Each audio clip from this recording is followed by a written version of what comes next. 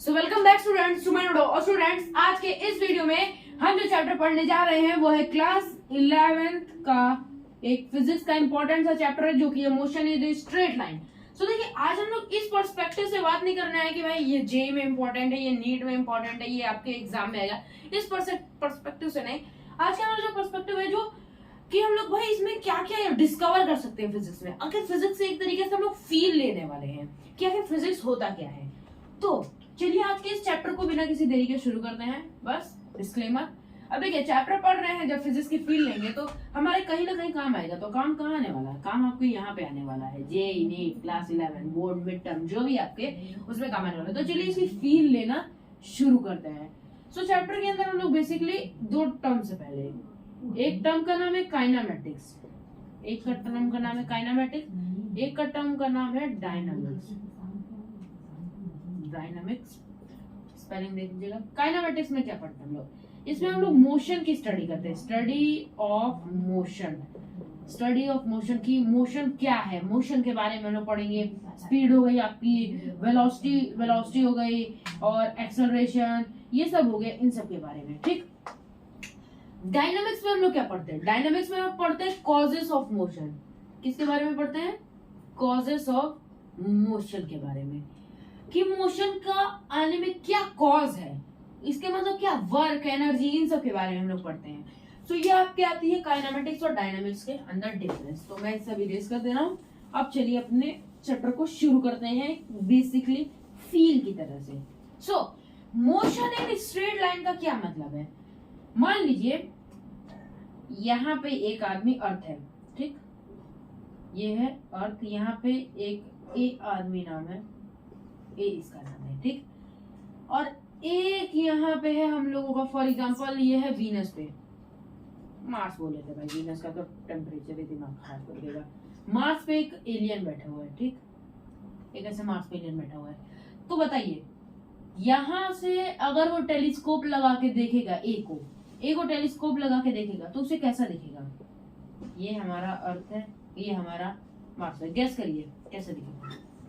मैं बताऊं, वो देखेगा कि जो ये ए है ये मूव कर रहा है अर्थ के साथ साथ, अर्थ के साथ साथ ये क्या कर रहा है? मूव कर रहा है, जिस डायरेक्शन में अर्थ मूव कर रही है। ठीक है, मान लीजिए मैं यहाँ पे खड़ा हूँ और दूर से मार्स का आदमी मेरे को देख रहा है, तो और उसे दिख रहा है कि भाई मैं तो घूम रहा हूँ अर्थ के साथ साथ। तो क्या मैं सच में घूम रहा हूँ? मैं तो घूम नहीं रहा हूँ, मैं तो अपनी जगह पे स्टेशनरी की तरह से खड़ा हूँ भाई, मैं घूम नहीं रहा हूँ ना। आप घूम रहे हो, आप जहाँ पे पढ़ रहे हो अपनी स्टडी टेबल पे आप वहीं पे बैठे हो, बट मार्स वाले को ऐसा क्यों लग रहा है? एक और एग्जांपल ले लेते हैं। फॉर एग्जांपल मान लीजिए आप ट्रेन से जा रहे हो, ये वाला बहुत ही एक फेमस एग्जांपल है, ठीक, ये एक है, यहाँ पे ये आपकी हो गई ट्रेन, ये उसकी रेलगाड़ी, पटरी, और यहाँ पे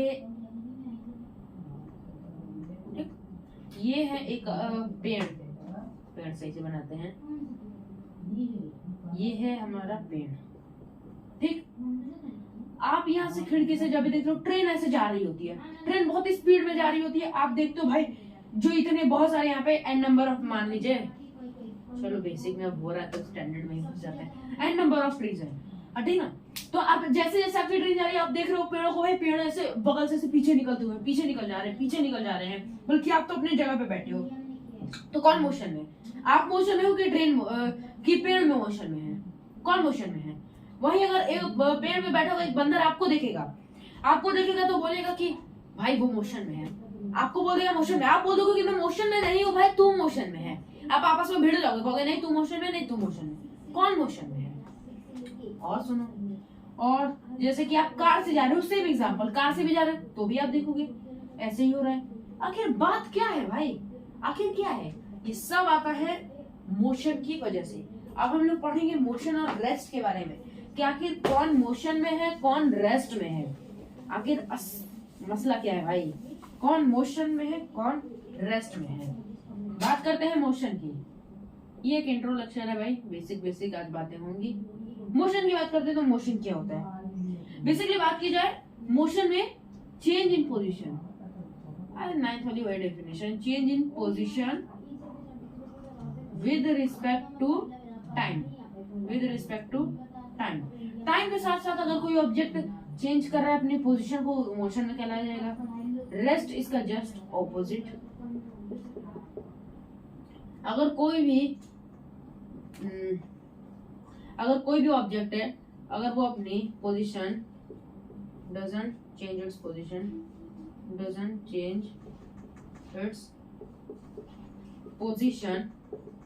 with respect to टाइम, तो उसे हम लोग कह देंगे वो किस में है, रेस्ट में है। ठीक, वो किस में है, आपके रेस्ट में है।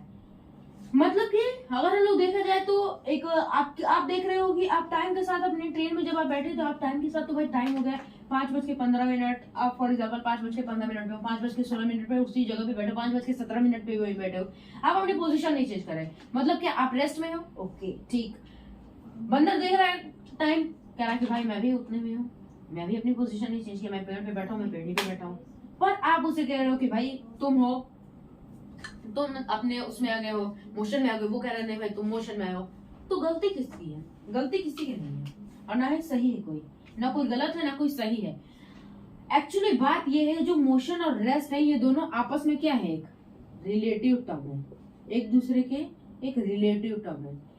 इस यूनिवर्स में कोई भी ऑब्जेक्ट ना ही एब्सोल्यूट मोशन में है, ना ही कोई एब्सोल्यूट मोशन में है, और ना ही कोई एब्सोल्यूट रेस्ट में है, ना ही एब्सोल्यूट मोशन में है, ना ही एब्सोल्यूट रेस्ट में है। अब बात की जाए कि मैं वही कार से जा रहा हूँ भाई, मैंने देखा वो पेड़ ऐसे पीछे चला जा रहा है, तो क्या पेड़ अपनी जगह से सच में पीछे जा रहा, नहीं जा रहा भाई, मैं अपनी जगह से आगे जा रहा हूँ। क्या मैं भी तो रेस्ट में ही हूँ, मैं भी तो रेस्ट में ही हूँ एक तरीके से, अपने पर्सपेक्टिव से। देखने का नजरिया क्या है ये डिपेंड करता है, आप किस पर्सपेक्टिव से देख रहे हो उसे। ठीक, जैसे यहाँ पे बैठा ये मार्स पे एलियन देख रहा था ए को, तो ये आप कैसा दिख रहा था, ये दिख रहा था आपको मोशन में है। मान लीजिए इसी के साथ इसका एक दोस्त भी है बी इसको देख रहा है, ये तो मोशन में नहीं है, वो उधर से कॉल करके बता रहा है भाई ए मोशन में, तो ये कह रहा है बी ऐसे कह रहा है भाई नहीं, ये तो भाई ऐसे ही खड़ा है। फिर मार्स वाला कह रहा है कि नहीं भाई तुम भी मोशन में हो, तो मैं कहाँ मोशन में हूँ भाई। तो ये आपस में रिलेटिव टर्म है, देखने का नजरिया क्या है। देन उसके बाद दोनों ने क्या किया, इन्होंने भी दूरबीन लगाई, इन्होंने भी एलियन को देखा तो ये भी मोशन में है, इन्होंने कहते जा भाई तू भी मोशन में है, तो कह देंगे हमारे साथ मजाक कर रहे हैं, ऐसा नहीं चलता। ठीक, सो यहाँ पे हम लोगों ने मोशन को समझा, रेस्ट को समझे, मोशन और रेस्ट को समझ लिए। अब आते हैं एक छोटे से टॉपिक पे, डिस्टेंस डिस्प्लेसमेंट, जिसके क्वेश्चन बहुत ही क्वेश्चंस हैं, ऐसा नहीं है कि नहीं है। अगर आप लॉजिक लगाओगे हो जाएंगे, नहीं लॉजिक लगाओगे नहीं होंगे। तो हमेशा की तरह भाई थोड़ी अंग्रेजी लिखनी पड़ेगी इसमें, डिस्टेंस और डिस्प्लेसमेंट के बारे में। देन हम लोग स्पीड और वेलोसिटी को अगले लेक्चर में कंप्लीट करेंगे, डिस्टेंस एंड डिस्प्लेसमेंट। ठीक, डिस्टेंस एंड डिस्प्लेसमेंट। मान लो एक मोहन नाम का लड़का है, ठीक, एक सिंसियर लड़का है मोहन, एक है राहुल जो कि सिंसियर नहीं है पढ़ने में दोनों सही है, पर जो, और ये है इनका एक स्कूल, ये क्या है स्कूल। ठीक, मोहन क्या करता है, मोहन अपने घर से डायरेक्ट स्कूल आता है, क्या करता है, डायरेक्ट स्कूल आता है। मोहन नहीं, मान लो मोहन सिंसियर लड़का नहीं है, सिंसियर नहीं है, और राहुल जो है वो सिंसियर है, है। ठीक, यहाँ पे देखा जाए तो मोहन है वो बहुत ही घूम फिर के आता है, सिंसियर नहीं है एकदम, अपने पहले दोस्त, एक और दोस्त है उसको उसके घर पे जाता है, फिर ये दोनों मिलकर तीसरे दोस्त के पास जाते हैं, देन उसके बाद स्कूल आते हैं। ठीक, राहुल जो है वो डायरेक्ट स्कूल आता है, इधर उधर कहीं नहीं जाता, सीधा आता है अपने। तो बताओ इसमें देखा जाए तो डिस्टेंस कौन कवर कर रहा है, डिस्प्लेसमेंट कौन कवर कर रहा है, ऑब्वियसली बात है, डिस्टेंस कौन कंप्लीट करेगा, डिस्टेंस कवर कर रहा है ये। डिस्टेंस होता क्या है, टोटल पाथ, डिस्टेंस हम लोग याद रख लो भाई, टोटल पाथ, ये हो गया टोटल पाथ, और ये हो गया शॉर्टेस्ट पाथ, ये शॉर्टेस्ट पाथ। किसी भी दो पॉइंट के बीच में जो सबसे शॉर्टेस्ट पार्ट होता है उसी को हम लोग कहते हैं डिस्प्लेसमेंट, और किसी भी दो पॉइंट के बीच में जो टोटल पाथ होता है घूम फिर के, दोनों स्कूल ही रहे हैं बट ये है इसे ज्यादा डिस्टेंस कवर कर रहा है, ये डिस्प्लेसमेंट में ये थोड़ा कम में जल्दी ही आ जा रहा है, तो ये डिस्प्लेसमेंट हो गया। ठीक, बात सुनो, डिस्टेंस जो डिस्प्ले आपका जो एस है यानी इसको डिस्प्लेसमेंट, डिस्प्लेसमेंट हमेशा डिस्टेंस के इक्वल हो सकता है। डिस्प्लेसमेंट छोटा हो सकता है, क्या छोटा हो सकता है डिस्टेंस से, पर डिस्प्लेसमेंट हमें कभी भी उससे बड़ा नहीं हो सकता, डिस्टेंस से बड़ा नहीं हो सकता, वो खाली इक्वल हो सकता है, छोटा हो सकता है डिस्प्लेसमेंट, बट ये बड़ा नहीं हो सकता डिस्टेंस से। ठीक, क्योंकि डिस्प्लेसमेंट हमेशा क्या है, शॉर्टेस्ट पाथ है, डिस्प्लेसमेंट हमेशा शॉर्टेस्ट पाथ है, या तो कम होगा या तो इक्वल होगा। ठीक, और एक और एग्जांपल से समझते हैं। ठीक, दोनों को निकालना, डिस्टेंस डिस्प्लेसमेंट, डिस्टेंस डिस्प्लेसमेंट, ये सब बात निकालना सीखेंगे भाई।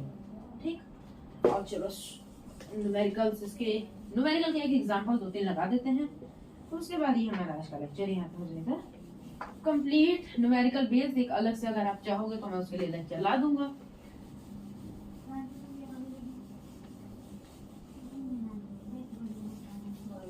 नाउ करेक्ट, मान लीजिए एक है पॉइंट ए, पॉइंट ए से पॉइंट बी की डिस्टेंस है 3 मीटर, फिर पॉइंट बी से पॉइंट सी की डिस्टेंस है 4 मीटर।